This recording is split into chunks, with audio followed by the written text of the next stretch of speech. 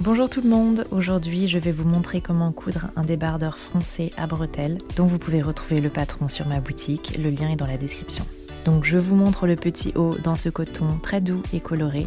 Ce qui est sympa et pratique avec ce haut, c'est qu'il est possible de le coudre dans beaucoup de tissus différents. Il faut juste en choisir un pas trop épais ni trop lourd pour garder un petit peu du flottant qui donne son charme au top. Et on veut aussi un tissu tissé non élastique, donc de la popeline, du chambray, du lin, du Vichy, n'importe quelle sorte de tissu satiné, de la soie, etc.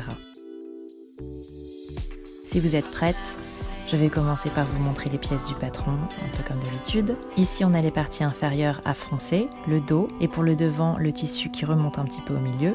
Ensuite, la partie supérieure dos, coupée 2 fois. La partie supérieure avant ici, c'est-à-dire qui couvre le buste, coupée 4 fois car le top est doublé. Et puis les bretelles, coupées dans le biais. Et remarquez que j'ai fait des crans au milieu en pliant mes morceaux de tissu en deux, ce qui aidera pour faire correspondre les pièces ensemble plus tard, au moment de la couture. Je vais coudre les pinces et pour ce faire, je les trace sur mon tissu.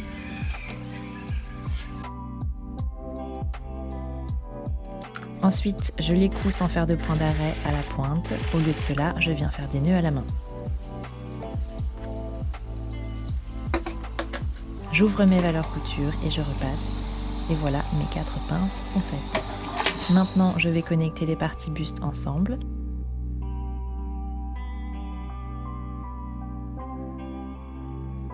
Je place ma partie gauche sur ma partie droite et je couds au milieu. Je repasse en ouvrant les valeurs couture.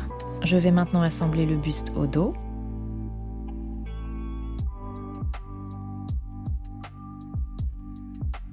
Je les épingle endroit contre endroit, je couds sur les côtés, j'ouvre les valeurs couture et je repasse. Et voici le résultat. Je vais maintenant coudre mes bretelles. Donc ici, je les ai cousues dans le biais. Dans ce cas, il faut faire attention à ne pas tirer dessus en cousant, car ça va les rendre très fines et ça sera difficile de les retourner par après. Une fois qu'elles sont cousues, j'affine les valeurs couture. Je les retourne avec mon retourne-biais et je les repasse.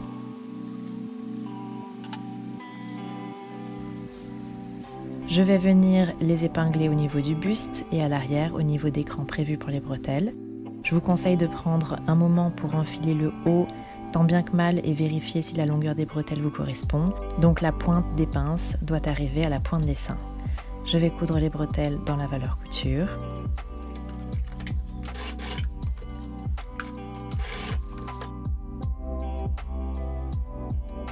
J'ajoute l'autre couche de tissu, j'épingle endroit contre endroit en prenant les bretelles en sandwich.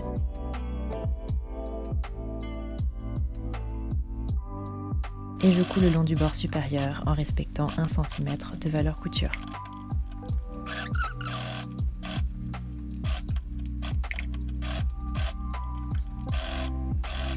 Une fois que c'est fait, vous pouvez faire des entailles dans les valeurs couture partout où le tissu suit une courbe.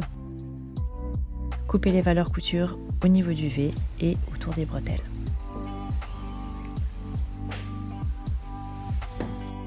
J'ai tracé une ligne à 2 cm du bord inférieur de ces 2 morceaux qui seront froncés. Ça va m'aider pour les ourlets plus tard. Je place mes 2 parties endroit contre endroit en faisant attention à respecter le haut et le bas.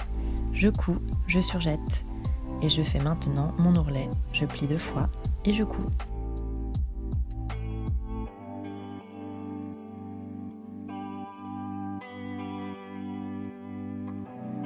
On va passer aux fronces et les parties froncées sont les parties inférieures du haut. Je vais faire 4 coutures différentes de fronces, donc 2 devant, 2 derrière, parce que ça va m'aider à répartir les fronces de manière plus homogène. Si vous préférez, évidemment, vous pouvez procéder à une seule couture qui fait toute la circonférence du morceau de tissu et vous allez piquer dans la valeur couture. Je fais des nœuds d'un côté à chaque fois pour avoir plus de contrôle. Il ne faudrait pas en effet que je tire et que le fil s'échappe de l'autre côté, si vous voyez ce que je veux dire. Je prends ma partie supérieure, partie buste visible, je l'ouvre afin que l'endroit du tissu soit accessible. Je vais épingler ma partie froncée à la partie buste, mais avant ça, il faut que j'identifie où est l'avant. Donc l'avant est un peu plus court que l'arrière.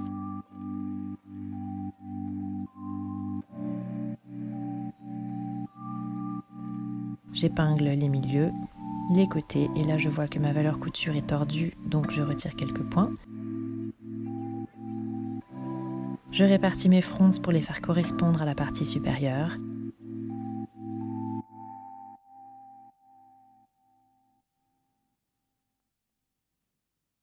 J'ai épinglé et je viens coudre dans la valeur couture.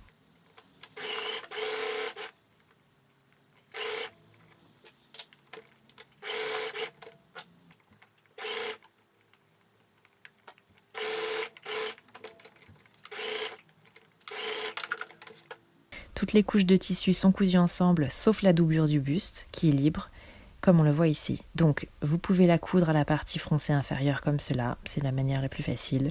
Ou bien, si vous êtes comme moi et que vous aimez les belles finitions, alors on continue. Je vais venir saisir une de mes couches de tissu et je vais lui faire un petit voyage en l'amenant de l'autre côté. Le but étant que les parties au final se retrouvent endroit contre endroit. Donc c'est plus facile à montrer qu'à expliquer. Je vous laisse observer. Je prends mon tissu et je le fais passer de l'autre côté. Et j'épingle les milieux devant ensemble. Je vous montre à nouveau.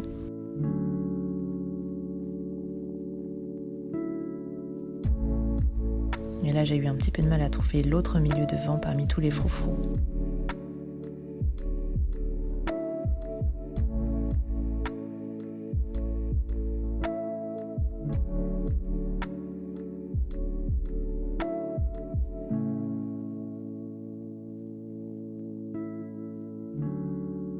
J'épingle les milieux devant.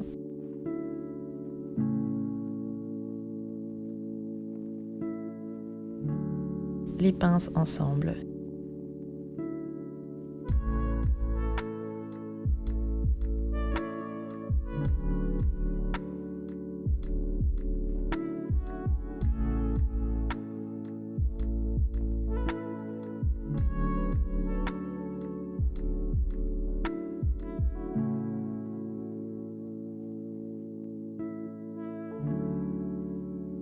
J'épingle au maximum, ça fait un petit boudin.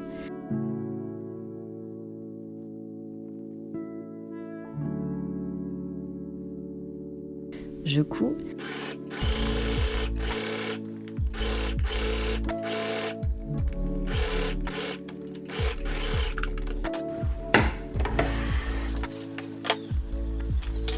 Je retire les épingles.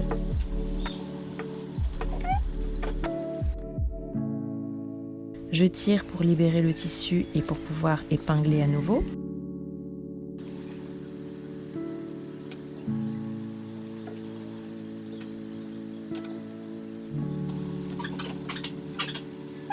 Je reprends la couture où je l'ai terminée et je vais coudre tout du long à nouveau. Mais attention, cette fois, je laisse une ouverture de 4 cm. Et voilà ce que ça donne. Je tire une dernière fois pour terminer l'opération.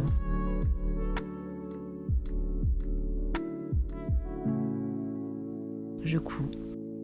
Et voilà notre boudin.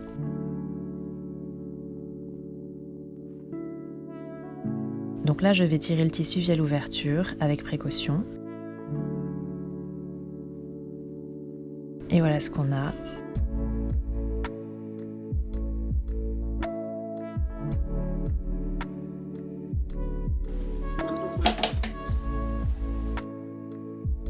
Et dernière étape, je vais faire quelques points à la main pour fermer cette fameuse ouverture.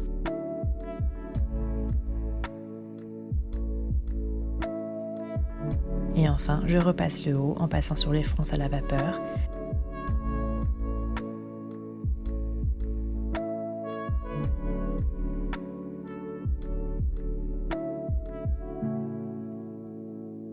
Et voilà, le travail est terminé.